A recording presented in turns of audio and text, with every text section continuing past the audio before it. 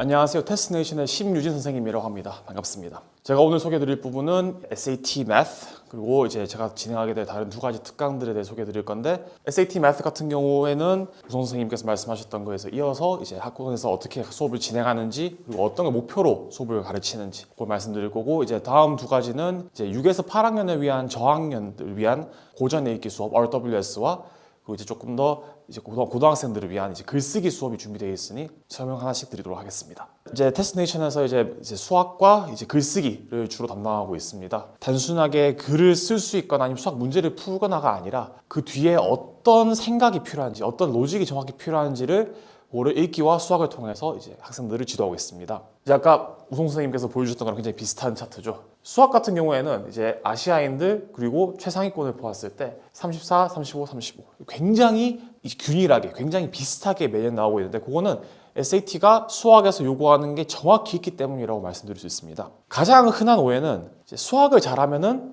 SAT 매트를 잘할 수 있다.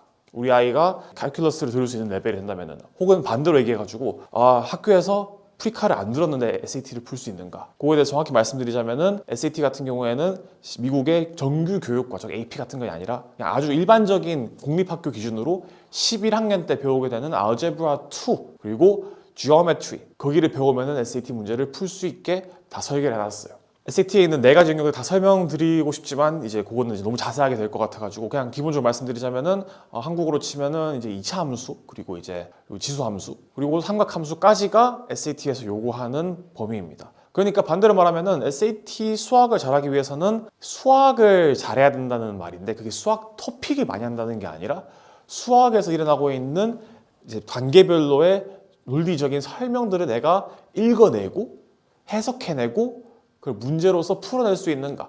그러니까 저는 이 디스플린이라는 단어가 굉장히 중요하다고 생각해요. 수학을 잘하기 위해서는, 수학 문제를 잘 풀기 위해서는 단순하게 내가 이 문제를 어떻게 푸는지 아는가가 아니라 주어진 시간 내에, 주어진 조건 아래에 그 문제들을 해결해낼 수 있어야 되는 거죠.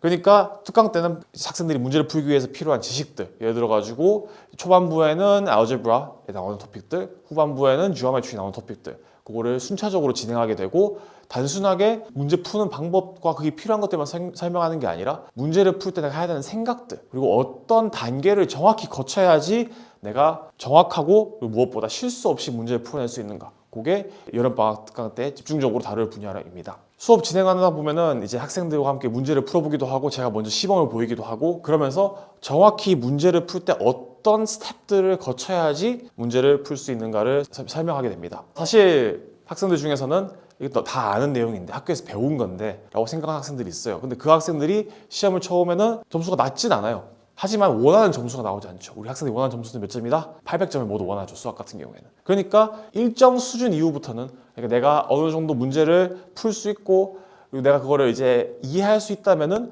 그 다음 단계가 필요한 겁니다. 여기서는 어떤 것들을 요구할까요? 첫 번째는 문제가 원하는 게 뭔지. 알제브라 문제라면은 알제브라에서 사용하는, 배웠는 그런 문제 풀이 방법을 컨텍스트, 맥락에 맞춰가지고 문제를 만들어요. 그리고 어떻게 한다? 굉장히 휘황찬란하게 문제를 만들어놔요. 어떤 문제들 보면은 거의 한 문단 정도의 길이에 읽기를 시키는데, 거기서는 정말 필요한 거는 막상 한두 가지인 경우도 많고, 그리고 문제 푸는 방법은 다양하게 많죠. 때때로는 대입해가지고 풀거나 아니면은 이제 선택지에 있는 거를 그냥 하나씩 함수에 끼워버리면은 문제 풀린 경우가 많아요. 그게 더 빠른 경우도 있고. 근데 그런 것들에 대해서 판단을 내릴 때 어떻게 내려야 되는지, 어떤 기준으로, 어떤 프로토콜에 따라서 문제를 푸는지 그거를 배우게 됩니다. 그리고 마지막으로 시간 압박을 감당하는 방법. 결국 이제 수학 문제는 일정 수준 이후부터는 이제 읽기 문제입니다. 여기서 그냥 수학을 풀 줄 안다면 어떻게 읽는가가 관건이 돼요. 그럼 어떻게 읽어야 되는지, 어디부터 어디까지가 문제의 이제 거치장인지, 어디가 핵심인지,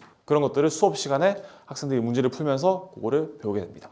이게 아까 제가 말씀드렸던 그 거치장이 많은 문제들의 유형인데, SAT는 말을 굉장히 복잡하게 하는 척하지만 현실은 정말 단순한 사실을 물어볼 때도 있고, 그리고 마치 이제 이거는 약간 물리 문제처럼 만들어놨거든요. 하지만 정말 한 10학년 때 배우게 되는 함수 문제, 아주 간단한 거, 심지어 대입으로 쉽게 풀리는 문제이고, 그리고 여기는 마치 천문학 지식을 요구하는 것처럼 보이지만 정작 필요한 거는 말이 숫자로 어떻게 변하는지, 어떻게 식으로 만들 수 있는지, 아까 말씀드린 것처럼 내가 알고 있는 개념들을 어떻게 학생들이 스스로 문제를 보았을 때 풀어나갈 수 있는가, 그것들이 계속 반복해서 나오고 있어요. 제가 SAT를 올드 SAT, 그러니까 이제 올드 SAT죠. 2,400점대부터 이제 수학과 영어와 함께 가르쳐 오고 최근에 3년 동안 SAT 수학 가르쳐 오면서 깨달은 거는 정말 SAT는 옛날보다 바뀐 게 없구나. 난이도 조절 장인이구나. 그래서 SAT가 원하는 거는 학생들이 수학을 할 줄 아는 거고, 그거는 학생들이 배웠던 거를 실제 상황에 맞춰서 문제를 풀 수 있도록 만드는 그것들을 핵심적으로 보게 됩니다. 결국 우리가 원하는 건 SAT 높은 점수고 정답을 향해 가는 거죠. 정답을 향해 가는 길은 한 가지만 있는 게 아니라 5가지도 사실 다가 아니라는 거죠. 수업 때 학생들이 많이 물어보는 경우 것들도 중 하나는 계산기를 쓰는 법을 알고 싶다. 그것도 이제 제가 수업 때 다루게 되고, 어떻게 하면은 수학에서 불필요한 단계를 생략하고 문제를 풀 수 있는가. 이것들을 확인하게 된 방법은 학생들이 문제를 풀고 이제 숙제로 나가는 것들, 숙제 같은 경우에는 SAT Practice Test 4부터 11까지, 그리고 SAT에서 제출하는 SAT Question Bank가 있어요. 거기서 나오게 되는 문제들을 난이도별로, 유형별로 수업 때 함께 보고 숙제로 풀어오면서 반드시 오답노트를 시킵니다. 오답노트에서는 학생들이 내가 정확히 어떤 스텝을 통해서 문제를 풀려고 했고 어디에서 실수가 났는지, 정확히 내가 에러를 어디서 발생시키는지를 학생들이 스스로 깨닫게 하면서 수학이라는 게 단순히 문제를 많이 푸는 게 답이 아니구나. 문제를 많이 풀면서 패턴을 인식하고 내 실수하는 방법을 아는 게 시험 대비하는 법이구나 라는 것을 깨닫게 하고 학생들이 고득점에 향할 수 있도록 돕는 게 이번 여름방학 특강 수학의 목표입니다.